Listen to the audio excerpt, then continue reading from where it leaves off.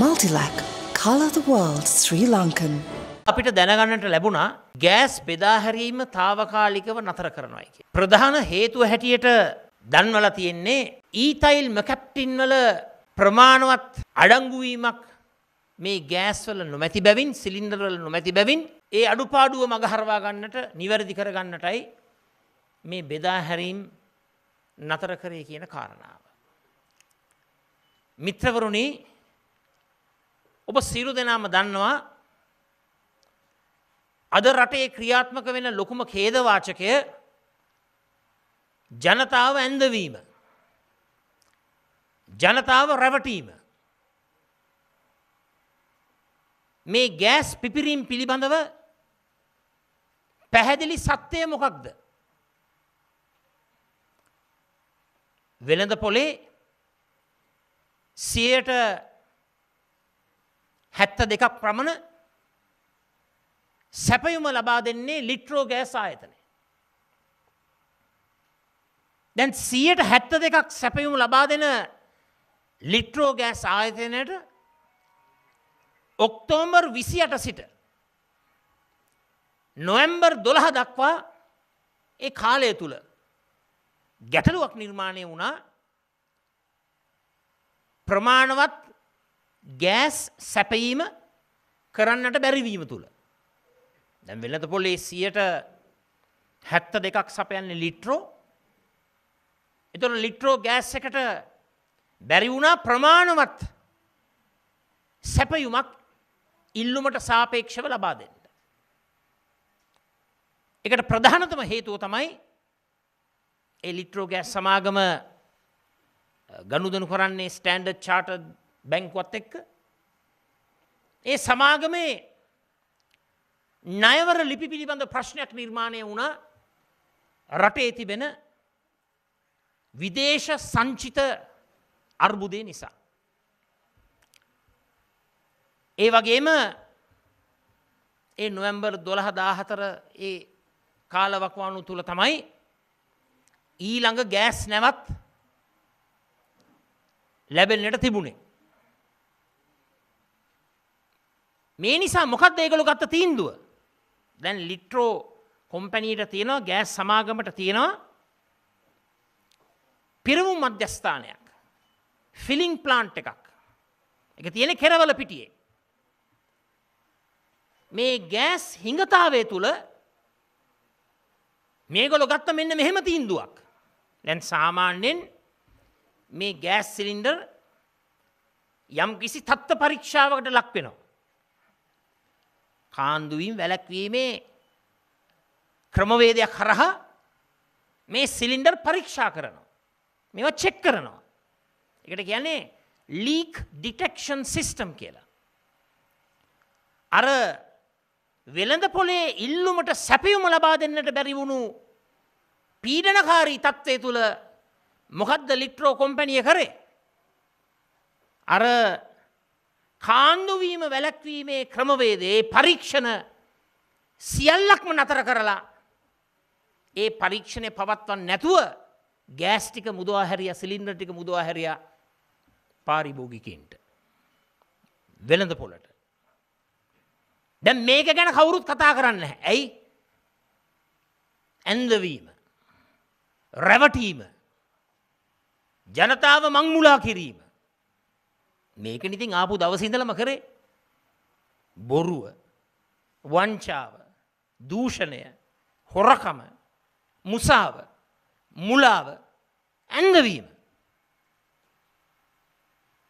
දැන් ඔබතුමාලා දැනගන්නට ඕන දිනපතා වෙළඳ පොළට සාමාන්‍යයෙන් නිකුත් කරනවා මේ ආයතනය දල වශයෙන් සිලින්ඩර් 85000ක්. ඒ දල වශයෙන් මේ සිලින්ඩර් 85000 නිකුත් කරනකොට ඒ නිකුත් කරන්නට පෙර අර කාන්දු වීම වැළැක්වීමේ පරීක්ෂණ හරහා සාමාන්‍යයෙන් 1.5%ක් ඒ 85000න් දල වශයෙන් කිව්වොත් 1300 ඉඳලා 1700 2000 මේ වගේ ප්‍රමාණයන් දල වශයෙන් 1.5%ක් අතර ප්‍රමාණයක් ඒවා රිජෙක්ට් වෙනවා. ඒ මොකද අර කාන්දු වීම වැළැක්වීමේ ක්‍රමවේදයට අහු වුණාම ඒ ප්‍රමිතියෙන් බාලේව වෙනද පොළට පාරිභෝගිකින්ට මුදා හරින්නේ නැහැ. දැන් මෙතන සිදුණු දේ තමයි ඉල්ලුමට සැපයුම ලබා දෙන්න බැරි වුණා. ඒක කරන්න බැරි වුණේ විදේශ විනිම සංචිත ප්‍රශ්න නිසා, ණයවර ලිපි ක්‍රියාත්මක නොවීම නිසා. ඒ නිසා මේ සමාගම තීන්දුවක් ගත්තා අර කාන්දු වීමේ පරීක්ෂණ මොනවත් කරන්න අවශ්‍ය නැහැ. ලීක් ඩිටෙක්ෂන් සිස්ටම් එක ක්‍රියාත්මක කරන්නට ඕනේ නැහැ. එකවරම මේවා මුදා හරිනවා කියලා තීන්දුව ගත්තා. මෙන්න මිත්‍රවරුනි, අද දවසේ ගෑස් ඛේදවාචකයේ සිදුවීමට වැදගත්ම හේතුව. දැන් රජයේ මැති ඇමතිවරු ආණ්ඩුව බලධාරීන් මේක ගැන වචනයක්වත් කතා කරන්නේ. මේ ඔක්කොම හංගන් ඉන්නේ. ඒ මොකද ජනතාව අන්දවන්න හදනවා. දැන් ආණ්ඩුවේම එක മന്ത്രിවරයෙක් කියනවා මේක ආයතනවල සිලින්ඩර්වල අංගෝපාංගවල ප්‍රශ්නයක් නෙවෙයි. මේක ජනතාවගේ වරද. පාරිභෝගිකයාගේ වරද. එහෙම තමයි ආණ්ඩුව රටට හේතු කරුණු කාරණා ඉදිරිපත් කරන්නේ. ඇත්ත කතාව මේ රටේ දින ගණනාවක් පුරාවටම ලීක් ඩිටෙක්ෂන් සිස්ටම් එක ඉවත් කරලා කාන්දු වීම වැළැක්වීමේ ක්‍රමවේදය නතර කරලා අර 1.5ක් පමණ සාමාන්‍යයෙන් ප්‍රතික්ෂේප වන සිලින්ඩර් ටිකත් නිකුත් කරා වෙළඳපොළට. දැන් ඊයේ දවසෙත් විශාල ප්‍රමාණයක් පිපිරීම් සිදුුණයි කියලා වාර්තා වුණා. මම පැහැදිලිව කියනවා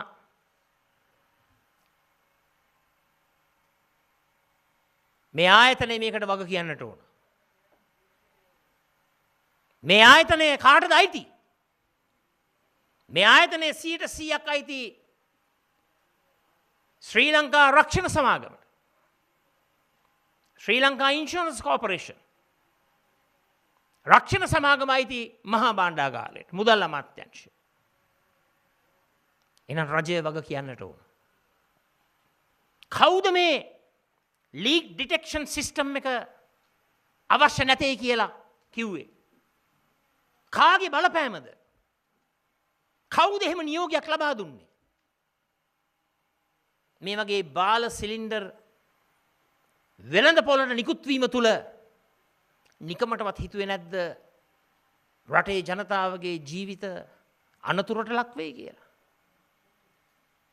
ගෙදර ඉන්න දුවා දරුවන්, ගෙදර ඉන්න අම්මලා, අපේ රටේ මව් පරපුර, දරු පරපුර වැදගත් වන්නේ නැද්ද?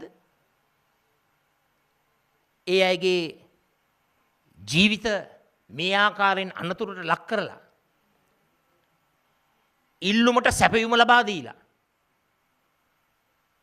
ලාභ ගැනීමේ අරමුණ හිතේ තියාගෙන, මුදල් ඉපැයීමේ අරමුණ හිතේ තියාගෙන මේ නීති රීති උල්ලංඝනය කරපු එක, මේ ප්‍රමිති උල්ලංඝනය කරපු එක හරිද? මම පැහැදිලිව කියනවා මෙවන් උල්ලංඝනය වීමක් සිදු වෙලා තිබෙනවා. මෙවන් ප්‍රමිතිය පැත්තකට වීසි කරලා, ක්‍රමවේද පැත්තකට වීසි කරලා නිකරුණේ සියලුම දේවල් තත්ත්ව පරීක්ෂාවකින් තොරව වෙළඳ පොළට නිකුත් කිරීමේ ක්‍රමවේදයක් පහුගිය දිනවල ක්‍රියාත්මක වුණා. ඒක තමයි මේ පිපිරීම් වලට ලොකුම හේතුව. තවත් හේතු ගණනාවක් නැති. මේක එක් ප්‍රධාන හේතුවක්. එහෙමනම් මේකට රජය වග කියන්නට ඕන. මේකට ඇමතිවරු වග කියන්නට ඕන. මේ වරද සිදු වෙලා තිබෙන්නේ රජයට අයිති, මහා භාණ්ඩාගාරයට අයිති, ශ්‍රී ලංකා ඉන්ෂුරන්ස් කෝපරේෂන් එකට අයිති ලිට්‍රෝ ගෑස් සමාගමෙන්. එහෙනම් ආණ්ඩුව වග කියන්නට ඕන. මම හිතන විදිහට මේ සිදු වෙලා තිබෙන්නේ සාපරාධී ක්‍රියාවක්. මිනිස්සුන්ගේ ජීවිත ගැන හිතන්නේ නැතුව අම්මලගේ දූ දරුවන්ගේ සහෝදර සහෝදරින්ගේ ආරක්ෂිත භාවය ගැන හිතන්නේ නැතුව ලාභය ගැන පමණක් හිතලා ඉල්ලුමට සැපයුම ගැන පමණක් හිතලා මේ වගේ කටයුතු කිරීම නිර්ලජ්ජිත ක්‍රියාවලියක්.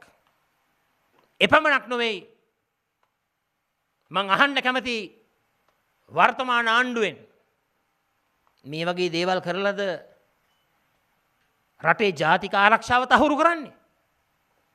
ජාතික ආරක්ෂාව තහවුරු කරනවා කියලා නේද 69 ලක්ෂයක් රවට්ටගෙන 68 ලක්ෂයක් මහමැතිවරණේ රවට්ටගෙන ආණ්ඩු බලය ලබා ගත්තේ.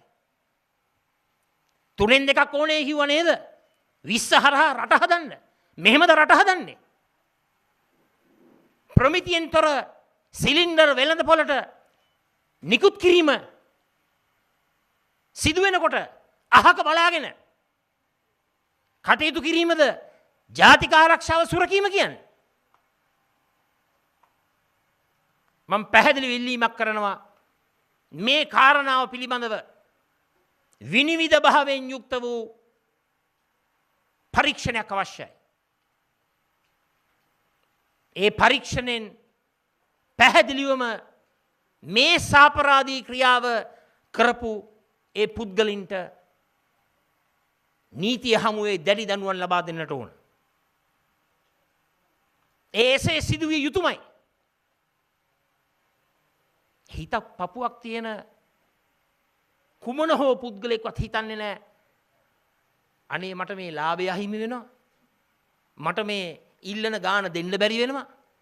ඒ නිසා කෙටි මාර්ගයක් අනුගමනය කරලා ප්‍රමිතිය හොයන්න නැතුව කාන්දු වෙනවද ලීක් වෙනවද කියන එක හොයන්න නැතුව අපි වෙළඳ පොළට මේ ගෑස් සිලින්ඩර් නිකුත් කරන්නට ඕනේ කියලා. හිතක් පපුවක් තියෙන කිසිම කෙනෙක් එහෙම හිතන්නේ නැහැ. මං කියන එක මහා අමානුෂීය තීන්දුවක්. අමනෝඥ තීන්දුවක්. තකතිරු ක්‍රියාවලියක්. මම පුදුම වෙන්නේ නැහැ. තකතිරු ආණ්ඩුවක් තුල මේ වගේ තකතිරු ක්‍රියාවන් ක්‍රියාත්මක වීම පිළිබඳව. එනිසා මිත්‍රවරුනි දැන් මං ආණ්ඩුවට කියනවා මෙන්න කවුරුත් දැනගෙන හිටියේ නැති රහස දැන් මම හෙළි කරා. මොකද්ද දැන් කියන්නේ? මෙහෙම ලීක් ඩිටෙක්ෂන් සිස්ටම් එක කාන්දු වීම වැළැක්වීමේ ක්‍රමවේදය නතර කරාද? කුමන කාලවකවානුව තුලදීද ඒක නතර කරේ? කවුද ඒ තීන්දුව ගත්තේ? ඒ තීන්දුව ගන්න උපදෙස් දුන්නේ කවුද? කවුද බලපෑම් කරේ? ඒ තීන්දුව ගත්තයින් පස්සේ බාල සිලින්ඩර් සහ අංගෝපාංග කොපමණ ප්‍රමාණයක් නිකුත් කරාද? කොපමණ ප්‍රමාණයක් මේවා වෙළඳ පොලේ තියෙනවද? එහෙම වෙළඳ පොලේ මේවා තියෙනවා නම් පරීක්ෂණ කරලා ඒවා හොයලා බලන්නට ගන්න ක්‍රියාමාර්ග කවරේද? වැරදි කරපු අයට ගන්න පියවර මොකක්ද? එහෙම නැත්නම් ඒකත් හංගන්න හදනවද? දැන් ආයෙ හදයිද දන්නේ කතාවක් ගොතයිද දන්නේ කතාවක්. නෑ මේක නෙවෙයි ප්‍රශ්නේ වෙන දෙයක් කියලා. වෙන ගැටලුත් තියෙනවා. ඒ ගැටලුත් මම සඳහන් කරන්නම්.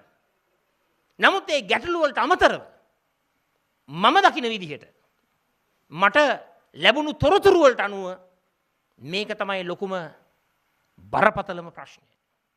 ඒ විතරක් නෙවෙයි. ඇත්ත වශයෙන්ම මම රජයට කියන්න කැමතියි. LP ගෑස් සහ ඊට අදාළ උපාංග රෙගියුලේටර්, ගෑස් බට, ක්ලිප්, ගෑස් කුකර්, ගෑස් අවන් මේ හැමතෙම ප්‍රමිතියක් තියෙන්නට ඕන. ප්‍රමිති ආයතනය නිද්‍රාශීලීව කටයුතු කරන්නේ නැතුව වහාම මේ ප්‍රමිති සකස් කරන්නට වැඩපිළිවෙලක් සකස් කරන්නට ඕන. ක්‍රියාදාමයක් දියත් කරන්නට ඕන. ඒ නිසා රටට උචිත ප්‍රමිතීන් නොතිබීම තවත් බරපතල අඩුපාඩුවක්. ඒ වගේම අපේ රටට අවශ්‍යයි අන්තර්ජාතික සහතිකලත් නවීන තාක්ෂණය උපයෝගී කරගෙන නවීන තාක්ෂණ ක්‍රමවේද භාවිතා කරමින් ක්‍රියාත්මක වෙන රසායනාගාරයක් අවශ්‍යයි. මේ හැම දෙයක්ම පරීක්ෂා කරලා බලන්න. ඒ වගේම නිශ්චිත තාක්ෂණ මණ්ඩලයකින් අත්‍යවශ්‍ය වෙලා තිබෙනවා ශ්‍රී ලංකාවට ගැලපෙන LP ගෑස් සංයුතිය කුමක්ද කියන එක ගැන නිර්දේශ ලබා ගන්න. මේවා නොකිරීම සහ මේවා නියාමනය කිරීම මගහැරීම මේ ඛේදවාචකයට තවත් එක් හේතුවක්. අපි හැමෝම දන්නවා හැමෝම කතා කරනවා ප්‍රෝපේන් බියුටේන් සංයුතිය ගැන. ඒව පිළිබඳ නිශ්චිත තීන්දුව අවශ්‍යයි. ඒ විශේෂඥ තාක්ෂණ මණ්ඩලවලින්. එහෙම දෙයක් අද රටේ කරෙන්නේ නැහැ. එපමණක් නොවේ.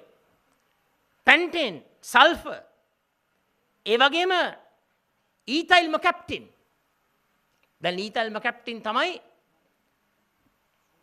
අඩු ප්‍රතිශතයක් තියෙනවා කියලා කියන්නේ. ඒ අඩු ප්‍රතිශතයක් තියෙනකොට ඒ ගෑස් වල ගඳ සුවඳ දැනෙන්නේ නැහැ. එතකොට ගෑස් ලීක් එකක් ගෑස් කාන්දු වීමක් සිදු වුණාද නැද්ද කියන එක පිළිබඳව ඕනම කෙනෙකුට තේරෙන්නේ නැහැ. කාට හරි ඒ වගේ ගඳක් දැනුණොත් සම්පූර්ණයෙන්ම ඒ ක්‍රියාවලිය නතර කරන්නට පුළුවන් ඒ පුද්ගලයාට. ඛේද වාචකයකට මුල පුරන්නේ නැතුව. ඒ විතරක් නෙමෙයි. විශේෂයෙන්ම අපේ රටට ගැළපෙන සංයුතිය කුමක්ද කියන එක ගැන පැහැදිලි තීන්දුවක් අවශ්‍යයි. ඒ විතරක් නෙමෙයි. හදසි අනතුරක් සිදු වෙනකොට ඒ අනතුර සිදු වුණු අයට සමාජ ආරක්ෂණ රක්ෂණ වැඩපිළිවෙලකුත් අවශ්‍යයි. මේ සියල්ලක්ම ක්‍රියාත්මක කළොත් අපිට පුළුවන් වෙයි ගෑස් පාරිභෝජනය නැවතත් වරක් යථා තත්ත්වයට පත් කරගන්න. මේ ගෑස් ප්‍රශ්නය තුල දැවැන්ත බියක් තිබෙනවා. සමාජ භීෂණයක් තිබෙනවා.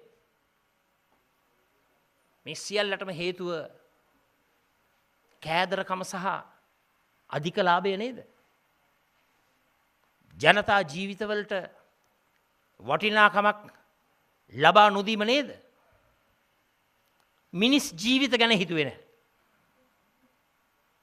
ඒ කියන්නේ තීන්දුව තීරණ ගන්න ක්‍රමවේදය වියත් ක්‍රමවේදයක් බවට පත් කරනවා කියලා තමයි මේ අත්තු බලයට ආවේ.